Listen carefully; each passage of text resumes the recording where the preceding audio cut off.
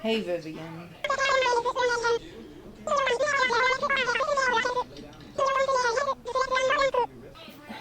Vivian, Vivian, can we please not do this right now? I have been working all day. I just want to relax, please. Vivian, not now. I am tired. Yeah, it's a it's a really bad one.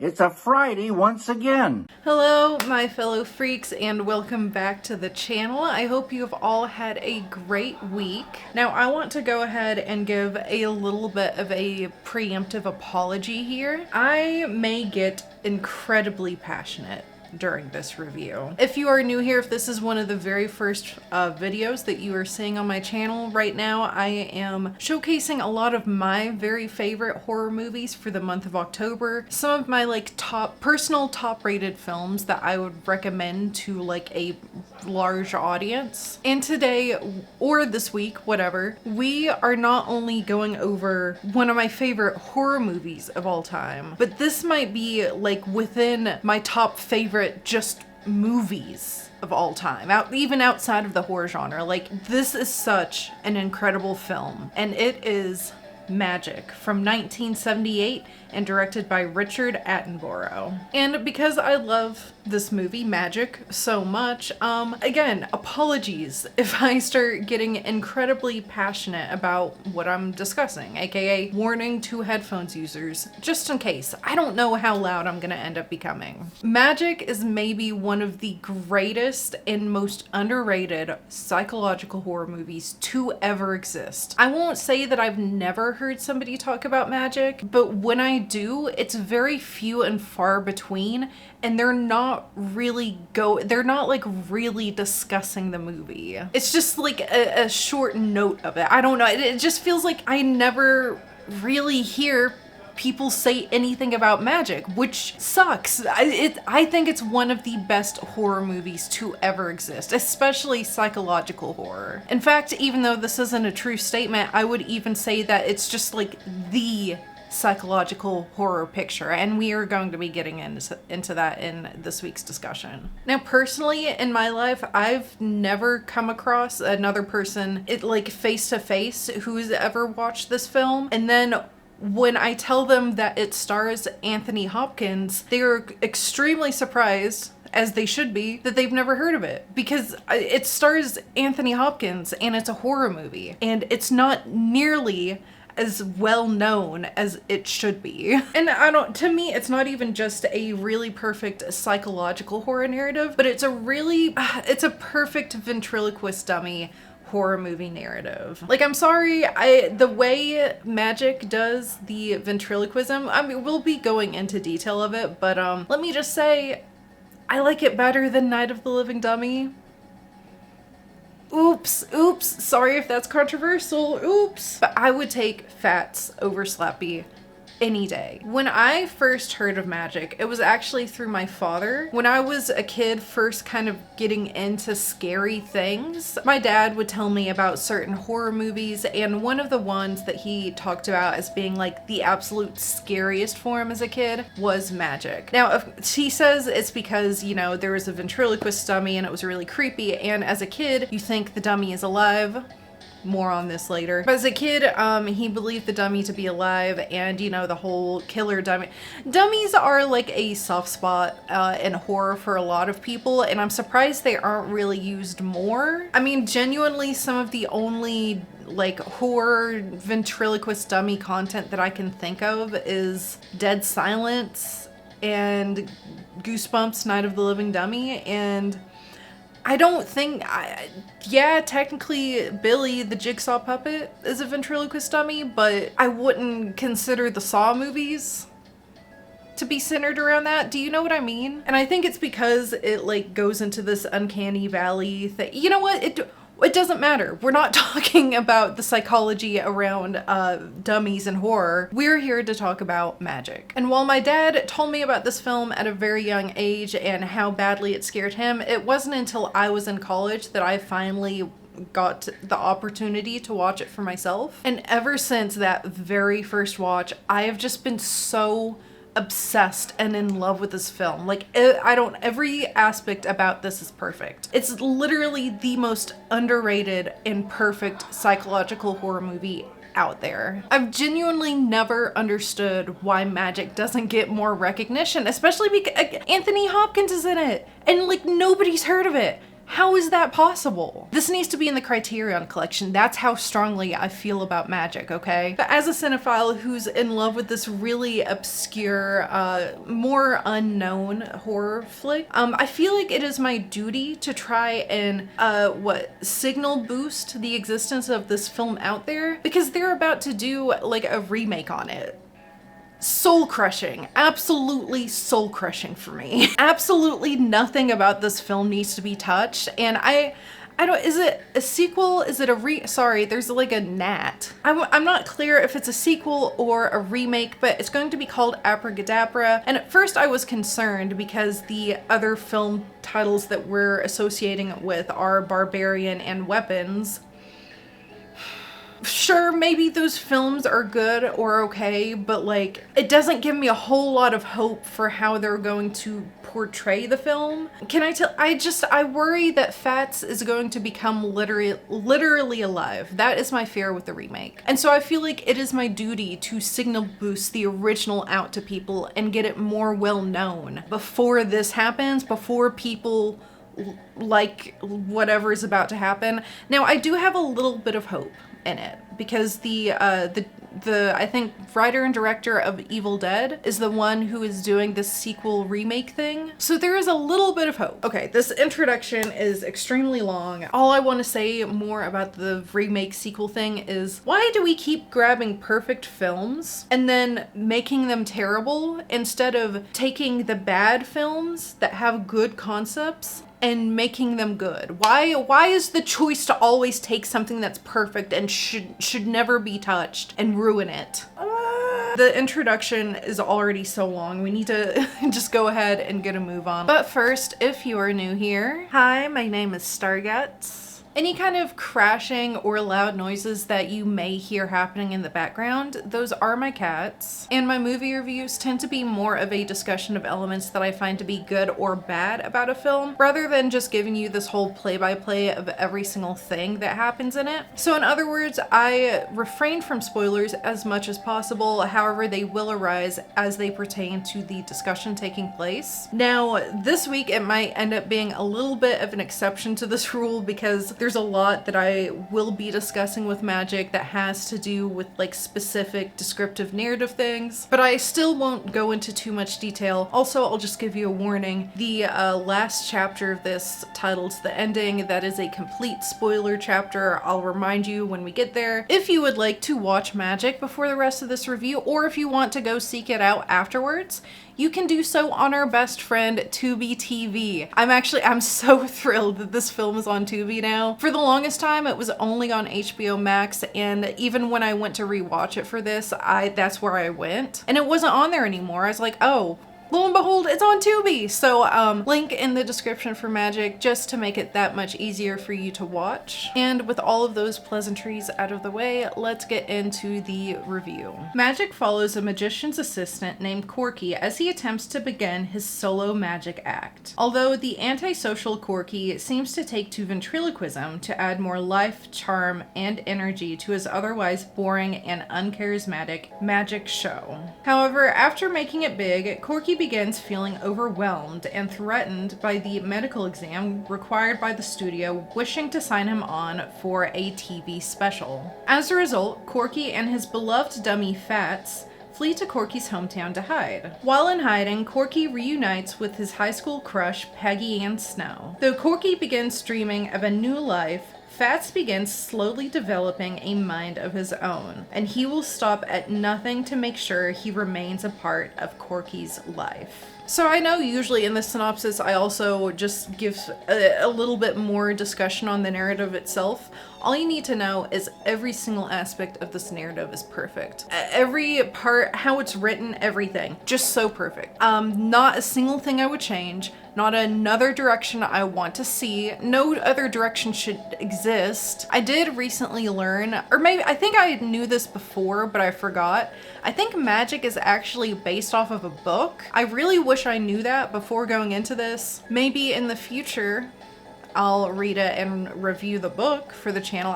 No matter what, in the future, I will be reading the book because this is an incredible film. I hate that I didn't know that it had a book beforehand, but there's nothing you can do about that now. So I have a feeling this is going to be a really long video. Let's just get into every single reason why you need to go out and watch this underrated psychological horror. Now, if you are a fan of the psychological horror genre and you have yet to see Magic, or you, like I think most people, haven't even heard of it, you are going to be in for such a treat. I almost feel like Magic is the psychological horror. Like now this is an exaggeration, okay? Don't get your panties in a twist. But to me, in my heart of hearts, Magic is the only psychological horror movie that exists ever. It's the only one that exists. There are no other psychological horror movies. This is the only one.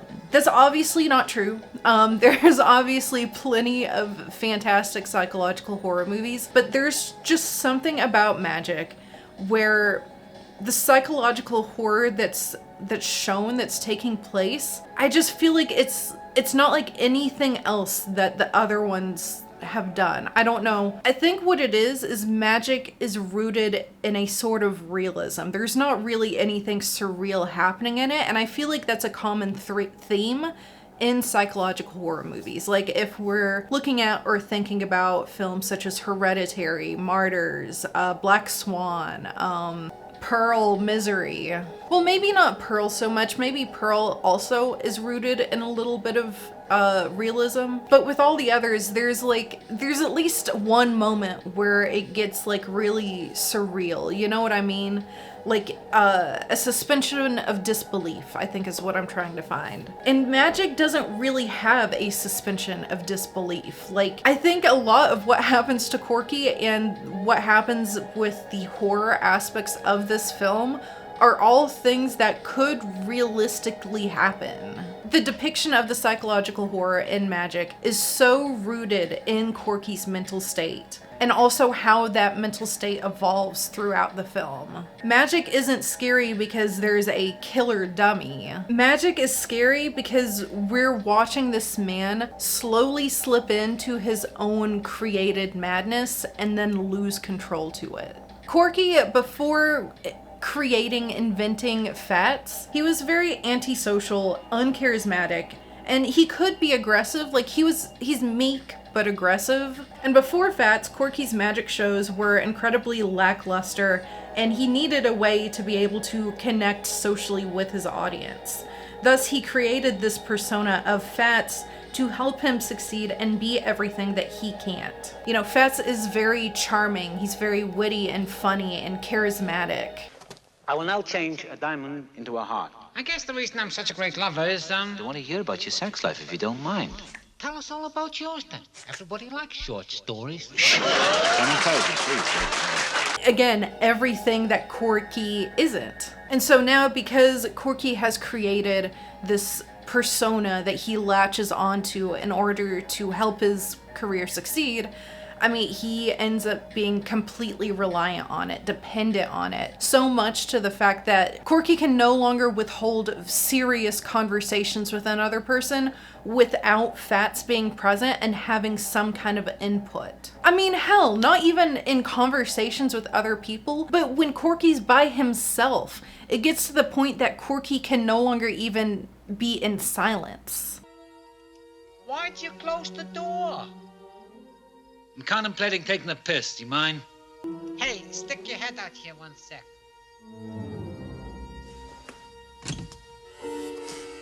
Was you thinking about her? Any kind of silence that Corky could have is instead taken up by like these made up conversations between him and this persona that he's created. And I think the moment where we really start to understand how Corky is starting to slip into, you know, kind of giving in to this other persona that he's created to help him in his career, aka Fats, is in a conversation maybe about a third of the way through the film, maybe even halfway. And it's a conversation between Corky and his agent, Ben Green, or not really just between them, it's between Corky, Fats, and Ben Green. Now, this scene is incredible, and I think it carries a lot of heavy weight because it is one of those first moments that the audience and other characters realize what is happening to Corky and how bad his condition really is. If it were realistic for me to do this, I would just sit here and force you to watch the entire scene. Although I will say I don't feel like it would carry the same weight as if you had the context of everything that happened beforehand, rather than just me showing you this one incredible scene out of all context. You know what I mean? But in this scene, Ben is trying to convince Corky to come back for the medical exam, and he's also trying to convince him like this is good for you. Like, it's going to be good for your career and it's going to be good for your own sake. However, the problem is Corky is now completely reliant on this aspect of him driving him crazy, the Fats persona. The problem is he is now completely reliant on that for his career being successful. And so doing this medical exam and getting this psychiatric help that he needs also makes it to where he, or at least he believes, he cannot be successful at this career. And maybe he's right, maybe he's not. But no matter what, that's how it looks to Corky, and that's how it looks to Fats as well. Now, Fats isn't alive. He's not like the dummy itself is not literally alive. Remember when I said that to a child, or maybe even to like other people, I won't even just say a child. There's a lot of argument about the realness or aliveness of Fats, which we will be getting into. But while the dummy itself is not literally alive, this persona that lives within Corky's head is very much alive, and as the film progresses, it gains more and more power and sentience. So in this conversation, the persona Fats is the problem that Ben Green is trying to convince Corky to fix. Not only does Corky feel threatened, because to him, it's like career damaging stuff to get fixed. But to this sentient other persona that exists in Corky's brain, it's also a threat to its existence. And you know, things fight to stay alive. So obviously the persona is not going to like this idea of, hey, let's get you fixed. Let's get that other voice out of your head. And so because this other persona, this persona, it's real, but not real. But it's emphasized in how real it is because it has a vessel that it can communicate through, which is the dummy Fats. And so Fats becomes a part of this conversation, and as a sentient persona within Corky's mind, it immediately begins fighting back against Ben Green. I know a lot of people. Beautiful doctors. He means head shrinkers. He just thinks you're a fruitcake. He doesn't. He never said that. He's on our side. He's the film. Don't forget that. Never forget that. And so I think this is one of the first moments where the audience and another character starts to see what kind of state Corky is slipping into. But it's not towards the end of the film that there's a moment that, man, this just, it happens to a shocking degree. It is, again, another scene that I wish I could just show you in its entirety. However, just showing it to you out of context doesn't carry the same weight as if you watch the full movie and get to the scene, you know, itself in a linear fashion. But there's a moment towards the end of the film where Fats displays, like, in a very disgusting display of power, might I say. He displays his power over Corky, very, I wouldn't say violently. It's not violent. There's nothing like violent or graphic per se about anything that happens in magic, but just being able to see how much control this other part of this persona in Corky's brain is able to physically control everything about Corky, what Corky's doing, how he feels. It's scary.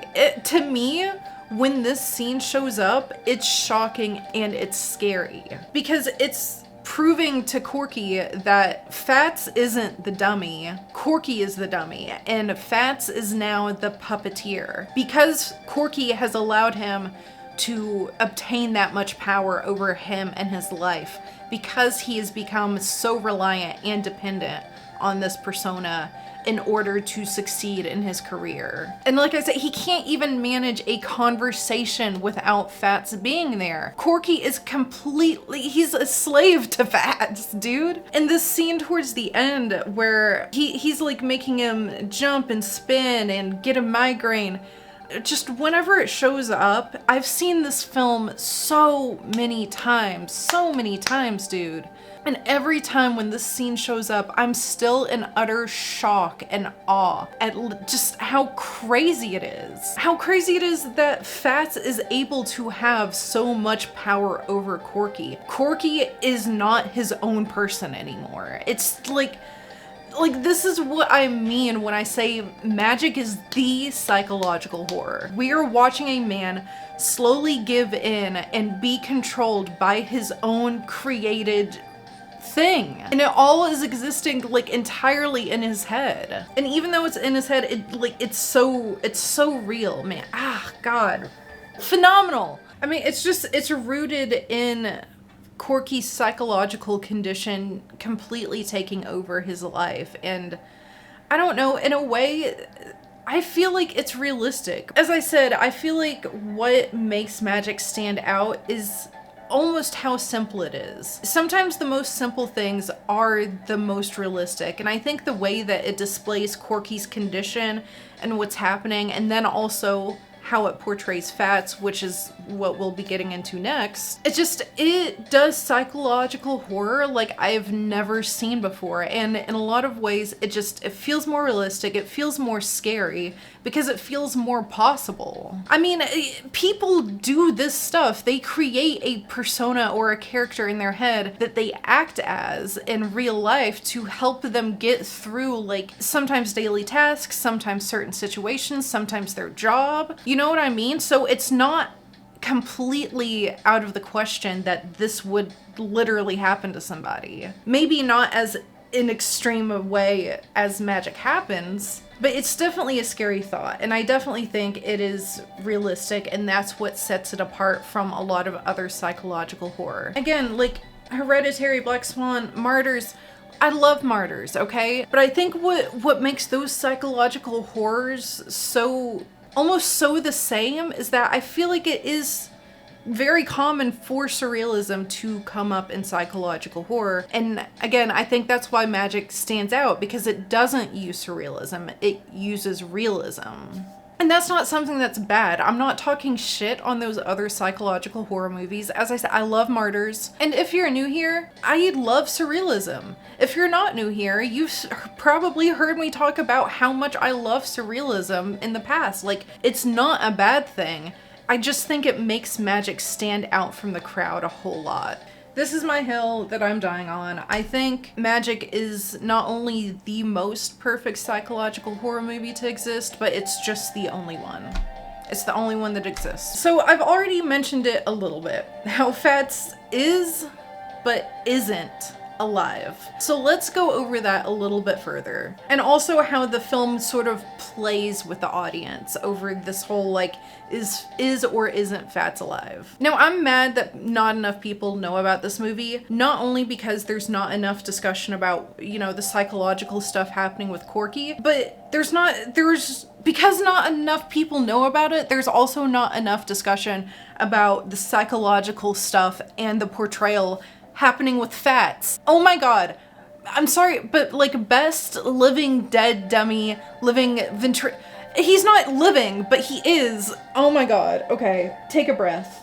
I just think there could be a whole lot of discussion over how alive Fats is or isn't. Literally, Fats the dummy is not alive. The dummy itself, it's not alive. The film does a lot of stuff to make its audience believe he's alive or to further make it seem like he's his own entity or person, but literally, the dummy, Fats, is not alive.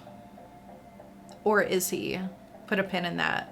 The way the film portrays Fats, it's constantly making you question how alive he is or isn't. Now, I think you can at least say that Fats is alive as much as Corky allows him to be alive. And Corky, I mean, he gives up like all power, so he lets Fats be alive. While the dummy itself literally is not alive, I think it's fair to say Fats as a persona and as a sentient entity being thing technically is alive. Even if it's not the dummy, it's Fats the persona controlling Corky. Man, why do I feel like this is gonna be like so difficult to discuss? So Fats is very often the killer, technically. As I said, the film does a lot to play with the audience or to toy around with this idea of how alive is Fats. And one of those things that it does is that whenever there's a murder taking place, we see Fats. Now, of course, literally it's Corky doing the killing, right? It's literally Corky just controlling Fats. But the film does a very specific job at making sure when these murder scenes take place that the audience is only seeing Fats. Maybe we see a flash of Corky's arm, sure, but when they happen, the focus is on Fats. And I mean, obviously, we can see why they're doing this. Not only is it portraying Fats as his own like persona entity being, but it's also further detaching Corky from what is actually happening. In a way, it upholds this illusion that Fats is alive, because although logically we know it's Corky controlling Fats, all we see on the screen during these moments is Fats. And not only is it detaching Corky from what's happening, but it's also placing him in more of a victim position rather than a villain, even though he is technically both villain and victim. Another way that the film is very playful with how it's, you know, toying with the audience is Fats alive, is he not? I think like seeing Fats through the murders is one of the biggest things the film does in portraying Fats as his own separate entity from Corky. But some of the other things that it does to feed the illusion that he's alive are the little conversations that we get between Corky and Fats when they're by themselves. I want out of here! Simmer the hell down! Just because... Watch it, mister! Just because some... You've been warned! Just because some sagging bitch of an orange and drops her pants for you. Shut up! Corky, you do it so good. You're even better than the garbage man. Ah! Especially because they're using the dummy as a vessel or as like an image for Fats's existence. So it's not just Corky talking by himself. He is physically talking to something else, even though that something else isn't literally alive. He's attaching what is alive to that, thus kind of making it alive. And also between these conversations that they just have to like between each other, it does sound like two separate people having a conversation. Obviously the voices, right? But not even just the voices, the way each of them speak, their cadences, their turns of phrase. Like Fats has a lot of phrases that he says over and over, but they also obviously have two separate personalities, two separate attitudes as well. Fats being the more witty, charming, and charismatic one, He's also the more kind of conniving one, and he is what gets Corky to like do some of the things that happen in the film. Some of the speech stuff that I noticed too, this time around, and listen, again, I've seen this dozens of times. Still, every time I watch it, I feel like I'm taking something new away from it. And this time, one of those things is the progression of the conversations between Corky and Fats. I don't know why. This time I really noticed it, but at the beginning of the film, there aren't really any conversations between Corky and Fats. Maybe like one or two lines. But one scene that really came to my attention is at the beginning, we see Corky in front of a mirror with Fats practicing. He's practicing the ventriloquism, which means that he's trying to get like certain words correct. We could say he's not fluent, right? Because he's practicing, I think specifically in the scene, he's trying to get right saying everybody. Buddy, buddy, buddy. Daddy, daddy, daddy. And she said, daddy, daddy. So we can assume at this point, like, he's not perfect at it, right? Well, as the film progresses, the ventriloquist voice gets extremely fluent. Like it's its own person, like it's not a ventriloquist voice. So we see that slow progression of practicing ventriloquism to that ventriloquism is so fluent and so like of itself, there is no practicing. I don't know, that's just something really interesting that I noticed this time around when I watched it. And I will say this specific portrayal of Fats being alive, where like, yes, he is technically alive, he is like this sentient persona that exists within Corky's brain, but the dummy itself is not literally alive. I love this portrayal of the whole like killer dummy or scary ventriloquist dummy whatever thing. I love this so much more than the dummy literally being alive. Plus, I just think it's more compelling to see it in this psychological sense rather than the literal sense. Although there is one moment, take that pin out that I told you to put in there at the beginning of this section. There is one moment where every time it shows up when I rewatch this, I point at the screen like the Leonardo DiCaprio meme, because there is one moment where I swear to God, this film is playing with the audience so much, I feel in my soul for a fact that this was done intentionally. I think this was done intentionally to further mess with the audience and further make them question how alive is Fats, or how alive will Fats become, maybe. And it is towards the end. Now, this isn't really a spoiler. I want to note this because I want other people to see it as well. I love this. It lasts like a second or two, okay? It's like a second or two moment that makes the audience question everything about Fats. In the middle of the scene where Fats is proving to Corky that he has complete control over him, Corky and Fats are sitting on the couch, and Corky, he needs to get up and walk around because he's freaking out. Fats tells him, like, you can get up, I'm not stopping you. And bitch, when Corky gets up from that sofa, he is not touching Fats at all. So tell me, why the hell are Fats' eyes moving and blinking? Corky's not touching him. He has already stood up off the couch, no arms within any reach of Fats. So tell me, why did Fats' eyes just move and blink? That is the only moment in the film where we can see any kind of evidence that the dummy itself might be alive. And now let me give you a disclaimer. I am not the most knowledgeable when it comes to ventriloquist dummies. Maybe this is something that has the potential of naturally happening when sitting down a dummy, and it's like a happy accident that just so happens to feed into the narrative or illusion of Fats being portrayed as a living entity. Maybe I'm a cave woman. Maybe this is just like a simple oopsie. It's likely to happen thing when a ventriloquist dummy is rested.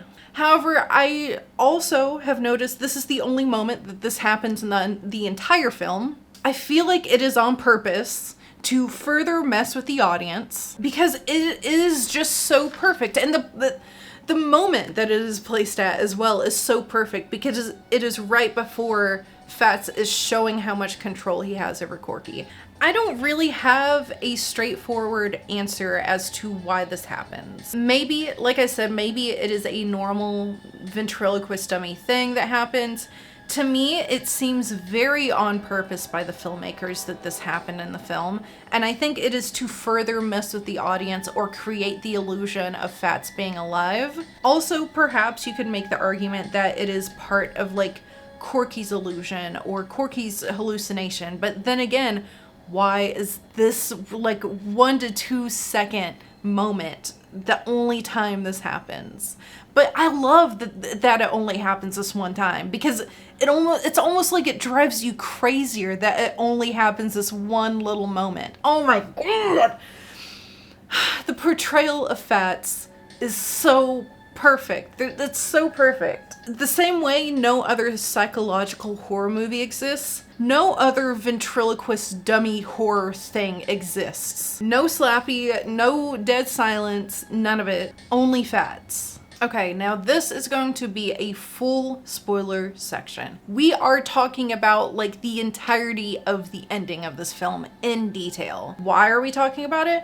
Because I need to. I just need to. Personally, because I love this movie, I need to talk about how perfect the ending is. So I guess this section is for the people who have already seen Magic or for those who don't give a damn about spoilers. But let me tell you, please watch Magic without spoilers. The ending especially is like so not satisfying, but it just, I think it's worth it to see the end of it blind. Especially with the way the film sets it up and everything. Like, it's going to impact you more if you watch the ending blind instead of me just about to ramble like a madman about how much I love the ending. Although before you skip ahead, let me tell you what you can expect from the ending without any spoilers. Magic has an ending that is just one of my favorite endings for any narrative, like, ever.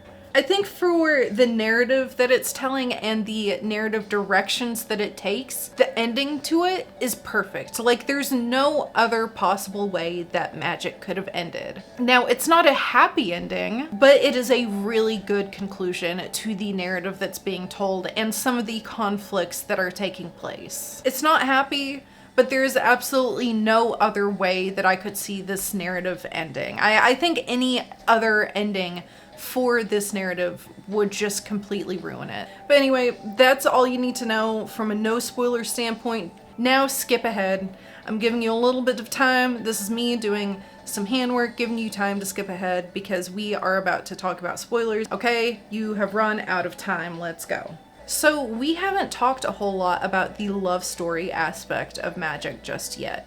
The relationship between Corky and Miss Peggy and Snow, and how their relationship impacts the psychological horror. So, I mean, if you're in this section, chances are you've seen the film. Fats pretty much doesn't like Peggy from the get-go. And I think that's understandable from his perspective because, in a way, love and sex rules all, and that's what Peggy is, love and sex. We can also see Corky, like, changing as he's around Peggy more, which also threatens Fats' existence. You know, the more that Corky is around Peggy and being himself without Fats also being there, he's starting to gain more confidence in himself as a person and who he is, rather than being liked and known for the Fats persona. And so not only does being around Peggy make Corky more confident, but it also makes Corky want to change his future, meaning he doesn't really care about the show business anymore. He is mostly just imagining a future with Peggy.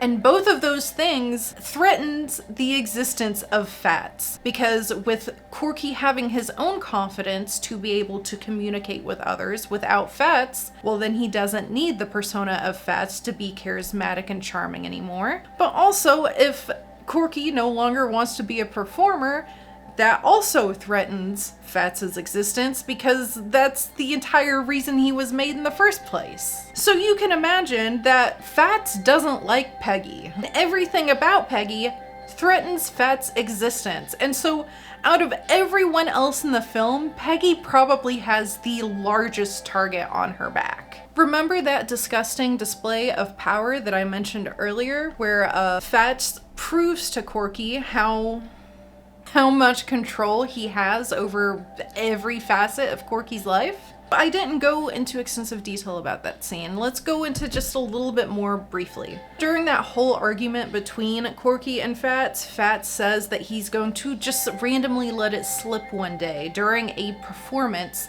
that there are bodies in Lake Melody, that Corky has killed people. And Corky believes that Fats doesn't have this power.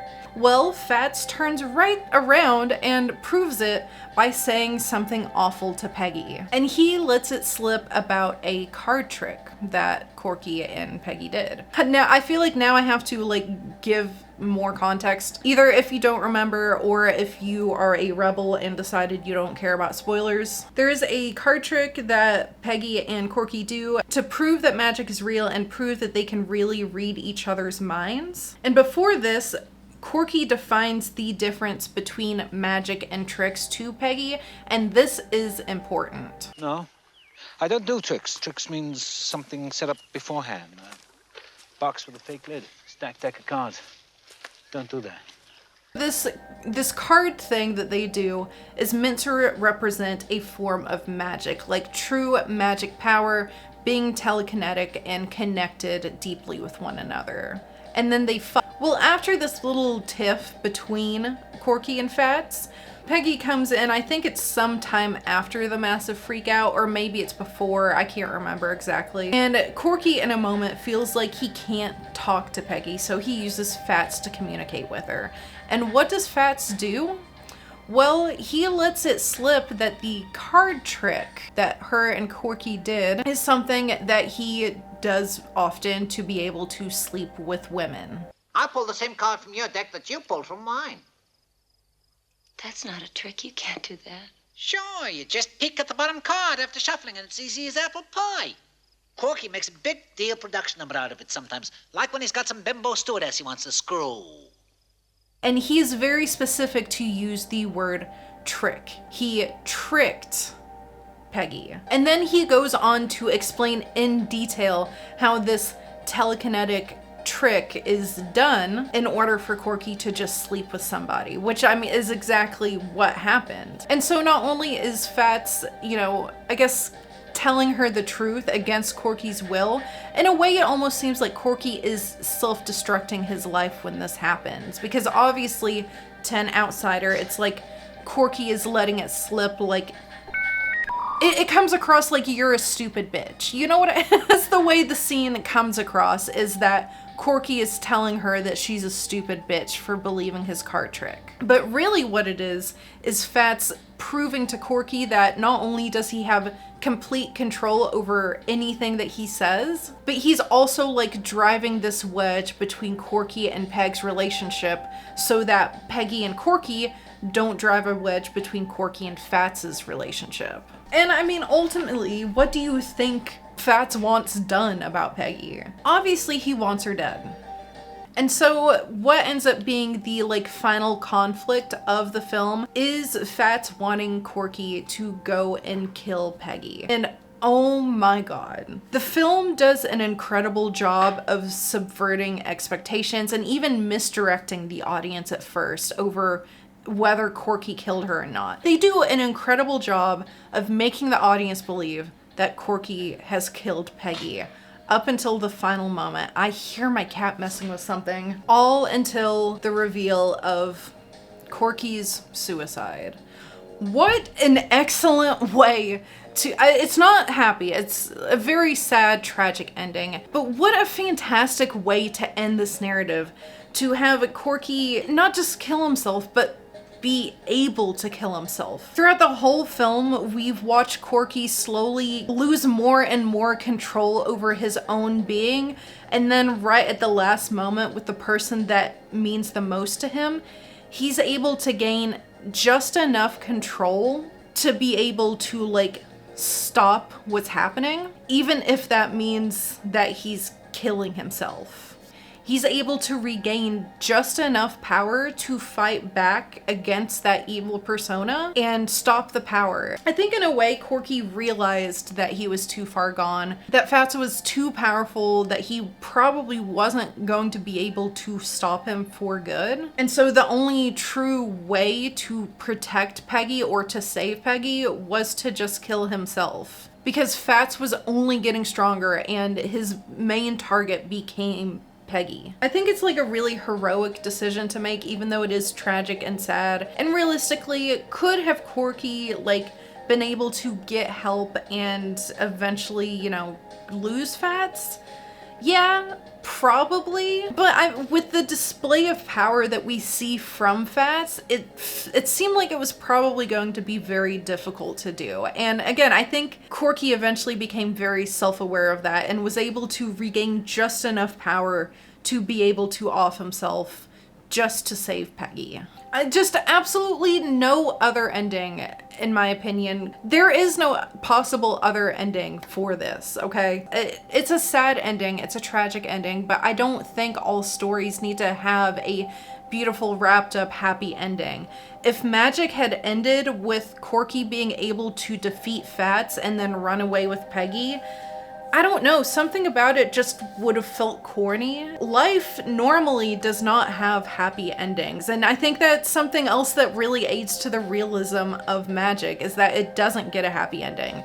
Real life, we really usually don't get happy endings. And I love to see unhappy endings, whether it's in literature or film. Like, I think there needs to be more unhappy endings. There's too many, like, narratives that need to be wrapped up in this nice, pretty bow with a nice, pretty conclusion of living happily ever after or something positive happening. Especially when it comes to horror. Like, in a way, I get it. However, in horror especially, we should really be leaning into more of the unhappy endings. And there is another film that we're going to be covering this month that also has an unhappy ending and does it phenomenally. But I just wish we would see it more, especially in horror, because like, hello, it's horror. Why are we having like a tied up little like Disney ending that things are ending happily? Now again, not everything, but I'm just saying, I feel like it's more uncommon to come across films with unhappy endings. And I think the unhappy ending here is really impactful, and it leaves you feeling like very different about the movie. The other one that we'll be talking about this month, it also just like when it ends, there's like a different heaviness, a different weight that the film leaves you with the fact that it didn't end happily. And in a way, I almost wonder if like it becomes more impactful to the audience also. Like, I wonder if Magic in the other film we'll be discussing that has a very tragic and happy ending, I almost wonder if these films have made more of an impression on me because they have an unhappy end. And the unhappy end is like just so perfect. I would never want to see this end any other way. So beautiful. And then I think you could also argue, is this unhappy? Because he did save Peggy. Peggy didn't die. So I think you could argue maybe it's a little bit of both. Maybe it is kind of a happy but unhappy end. I would never want to see this film end in any other way. The ending is perfect. I know they're gonna fuck it up. I know they're gonna fuck it up though. Overall, I really hope that I have influenced at least a handful of people as to why you need to go out and watch Magic and why it's one of my favorite horror films, or just films in general, to ever exist.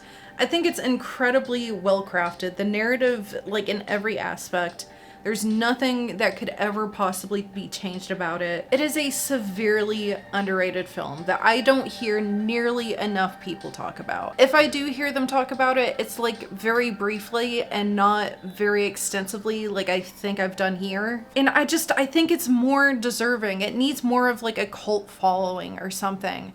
It definitely deserves way more attention than what it's getting. I think it's one of the most phenomenal pieces of psychological horror to ever exist. And again, I think it is just the psychological horror because it's so deeply rooted in like the realism aspect of Corky's condition. I mean, every single moment and detail is just perfectly crafted. The cinematography, the acting, the writing, the narrative itself, the scene composition. There's truly no other horror movie out there quite like Magic. Magic feels so uniquely its own. Editor Rachel here. It is also like one of Anthony Hopkins' best roles. His role in Magic is infinitely better than his role in Silence of the Lambs. I said what I said. I'm dying on that hill. Like, I feel like I haven't even exactly seen a copycat of it, although granted, there are so many films out there, maybe it does exist. But everything about this film is just phenomenal. Every single detail. What more could I possibly say? Just go out and watch it. It's about an hour and a half long. It's one of the greatest pieces of cinema that I've ever seen. It crushes my soul that it's not a part of the Criterion Collection, but maybe I'm just biased because I love it so much. But then again, I feel like this film has everything in it to make it such like a cult classic, perfect film, dude. Go out and watch Magic. Go out and watch Magic. It's phenomenal. Every time I rewatch it, there's just so much that could be discussed, and because hardly anyone's seen it, there's like nobody to discuss it with. Please, for the love of God, let Magic get a cult following. I'm sure there's already a little bit of one, but it's not nearly as well known as I think it deserves to be, especially before whatever remake sequel thing is coming out, where I'm so positive they will probably just ruin everything about this film. Even more reason why you need to make sure you go out and watch the original. It's free right now on Tubi. It's free. It's so good. This whole video is just me desperately clinging at you. I'm like clinging at your coattails saying, please, please, go on Magic from 1978, directed by Richard Attenborough, starring Anthony Hopkins and Margaret Ann, please. And you're like kicking me off and you're like, I don't have any change. I feel like that's what this video is. And it is just like the #1 best depiction of a living dummy out there. I don't care. I think it's very obvious what tier I'm gonna give this film. Magic is obviously going to be getting the S tier. Just genius, phenomenal film. If you've never heard of it or anything, please take this as your chance to go watch it. Have a movie night this evening or this weekend, something. Get together with some friends, with your partner, with your animals, with your family, I don't know. Just whatever it takes, please, for the love of God, this weekend, go watch Magic so you can understand. This is just one of the most deserving of S tier films ever. It's perfect. It's perfect. That's S tier, baby. And with that, we are done with yet another movie review. Thank you guys so much if you stuck around all the way until the very end. If you liked this video, please make sure that you stab that like button. It is a free and easy way to help support this channel, and I appreciate it so much. While this month I am covering some of my favorite horror movies for you guys, of course I will always take recommendations. So if there is a horror movie that you would like to hear my opinion on, please put it in the comments and maybe it'll show up in a future video. Also, if you just enjoyed this video so much that you would like to hear me ramble about more movies, specifically horror movies, I talk about obscure cinema, B movies, bad movies, sometimes a mainstream film or two, sometimes also some disturbing cinema. If you're into any of that, please consider hitting that subscribe button and the bell icon so you can be notified every time that I make a new upload, which new reviews are every Friday at 4 p.m. Eastern Standard Time. And on the screen also are some of my socials if you would like to follow me on there. And just one final thank you so much for all of you freaks that stuck around until the very end. Our time here is precious and we really don't have a whole lot of it when you think about it, so the fact that you have used your time to sit here and listen to me I think I just blacked out while recording this. I just blacked out and let my mouth go off. So the fact that you've used your time to sit here and listen to me ramble about this underrated, beautiful work of art, just thank you. I really appreciate you. I appreciate your presence and your time and you being here watching this video. It truly means a whole lot to me. If I do not see you in any posts, then I will see you in the next video. But until then, please have a good night and stay safe out there. Did you fuck him? No, I didn't!